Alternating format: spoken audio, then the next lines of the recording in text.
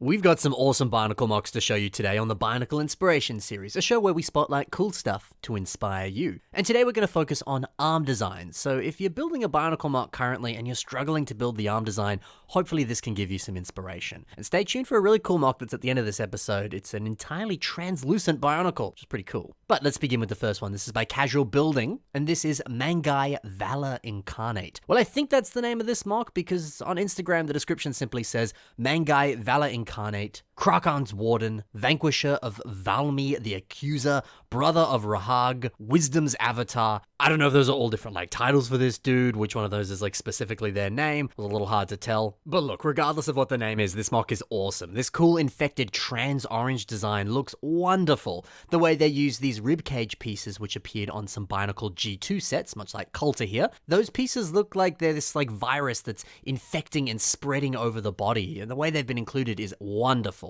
And then there's even more of them across the actual hand part there as well, and the way that it neatly ends in some of those Boro eyes, it's a nice continuation of some of those spikier parts of that piece. And it just makes for such a good looking arm and hand design. And yeah, also 3 arms on one side and then 1 arm on the other, that's brilliant stuff. Such a unique way to do an arm design, and what an awesome concept to have it look all infected like this. Something else that's a great idea as well is the use of a G2 Tahu Uniter mask for the head, specifically the gold one that's off on the side in this image here. The fact that it looks like the mask has been infected just a little bit because of those trans orange highlights at the top, that's a wonderful detail. It's a great way to keep things looking consistent and to really make it look like the virus is spreading even further. Now we've also got a great staff design and a very fancy gold and black color scheme with a nice trench coat. Well, trench coat is definitely not the word. Waistcoat, that's the word I was looking for. Yeah, great waistcoat, great color scheme. This is just an exquisite MOC. So yeah, if you're unsure about how to design an arm design for your next MOC, maybe it's worth being a little bit brave and doing something a little bit crazy like this, having 3 infected arms coming out of the body.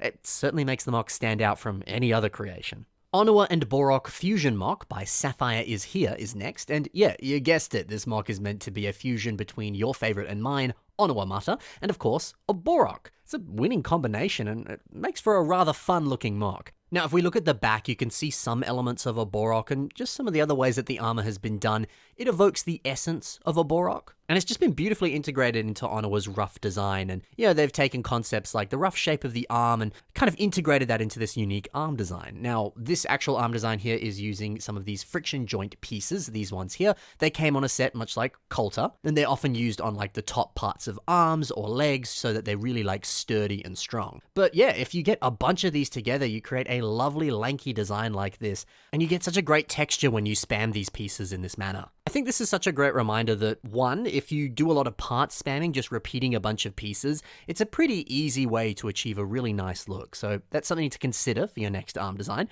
But also something to consider is that a wacky, weird design like this, it does look really cool. Don't be afraid to go too wacky and out there, because you're still going to get a great result like this. It's going to look a little bit less silly than you think it does.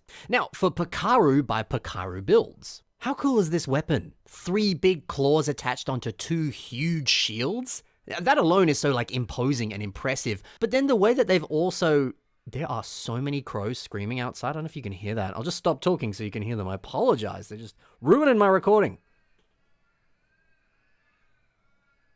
Insanity. I'm going to try and keep going because I've waited a few minutes and they are not shutting up. Pretend that this recording is coming live from a witch's coven, apparently. Where was I? I've lost my place in my notes. So yeah, big old shields and a big old claw, but something else that I think is really cool is the way that these are supported by the pistons on the back. It adds a nice layer of realism to the design, I suppose. These shields would be really heavy if these were real shields and this character was real. So it makes sense that they'd have something placed on the back there to make that less of a problem, make things a little bit less, top heavy, or just weigh them down a little bit. It's a good logical thing that just makes sense. So next time you build an arm design, maybe think along those lines. What sort of practically would make sense if this was a real character? Sometimes thinking about, the laws of physics, or if something has a bit more weight or heft to it, it can make that design feel a bit more lived in, and it just makes it more enjoyable to look at. So yeah, good practical ideas and a stunning, unique look. It's a win-win situation.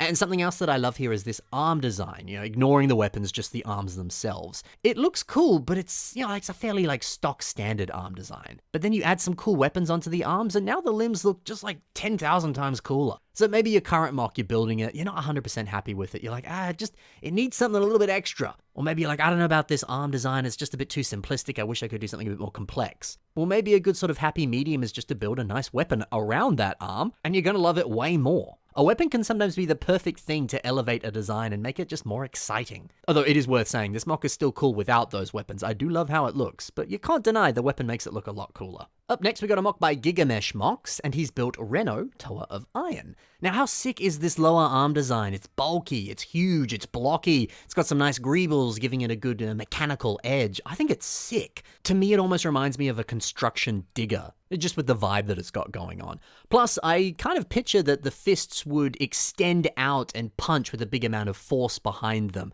Like a larger piston, like firing out or something. So it's almost like that construction vibe mixed in with a weapon at the same time. Honestly, taking inspiration from construction vehicles or finding some way of combining a weapon into the arm design, that's such a great way to make a unique character design. And by all means, look to weird things that exist in the real world, like construction machines or, other big rigs or heavy machinery, whatever. It might give you a couple ideas for an arm design or a character in general that you can build with Bionicle pieces. I really like this. Now we got a great revamp of Chox and Kurup by Frenez J. This is really taking the rough shape and some of the coolest parts of these characters, but upgrading them enough to keep them dynamic and fresh. I like that they've kept Chirox's like weird bulky shoulders that immediately lead into his arm design. I always thought that looked so cool and made this character so distinct, so I'm glad that they kept that. But the inclusion of a few additional like spiky armor pieces, as well as some nice metal armor pieces elsewhere, it's a good way to upgrade it. Subtle, but real nice.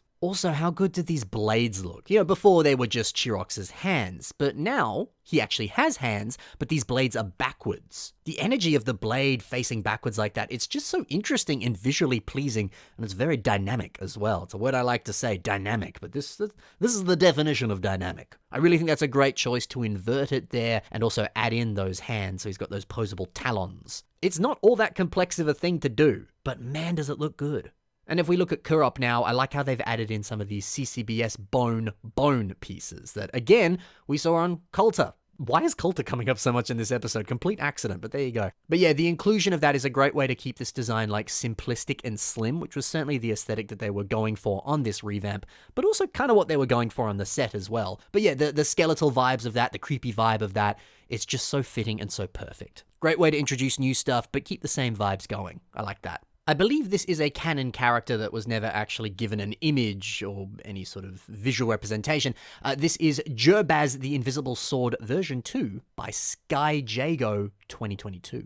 This feels like a childhood fantasy come to life for me. It's an entirely translucent, invisible Bionicle. That's so cool. I feel like I dreamed of doing something like this with Bionicle pieces back in the day when I was a wee lad. But there just, simply wasn't enough transclear pieces to build a Bionicle with. And unfortunately, there kinda still isn't. A lot of these transclear pieces, they are what I imagine are bootleg pieces, or maybe some like 3D printed shenanigans going on. Although I do wish a translucent clear Tahu mask or a translucent clear Krakan existed. A lot of these translucent pieces would be amazing if they were real, but sadly they do not exist. Still, if you're into bootleg pieces, and look, a lot more people are these days, then this is certainly going to be a lot more inspiring for you. But yeah, regardless of those bootleg pieces, there's some nice stuff we can learn from this arm design.